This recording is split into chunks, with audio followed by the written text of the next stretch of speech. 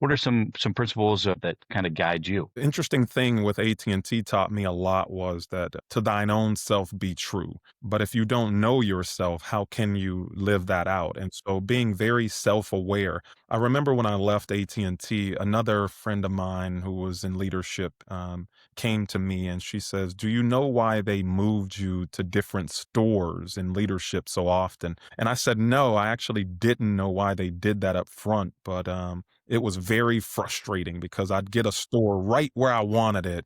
It'd be rocking on all cylinders, and then I'd get a call that we're going to move you somewhere else." And she said to me, she says, "They used you to fix failing stores." And so I had this gifting that the company recognized well before I even recognized it. And so if you are self-aware, you can command more and demand more in this life. You can walk into rooms that are constantly trying to change you and be Mm. yourself authentically. There's a difference between growth, right?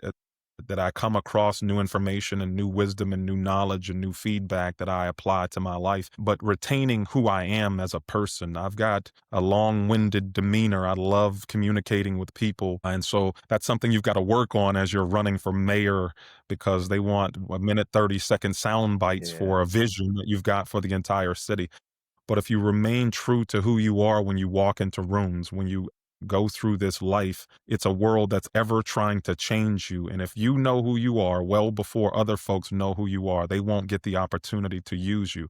Now, I don't say that disparagingly about AT&T because they paid me well and they took care of my family, but in a sense, they wonderfully knew how to use me to fix failing stores. And so once I recognize that about myself, now I can go take that wisdom, that knowledge for growth and start using it and saying, now how can I apply what I learned at AT&T to the community that I love? And my wife will tell you, honey, you're a fixer. Yep. Yep.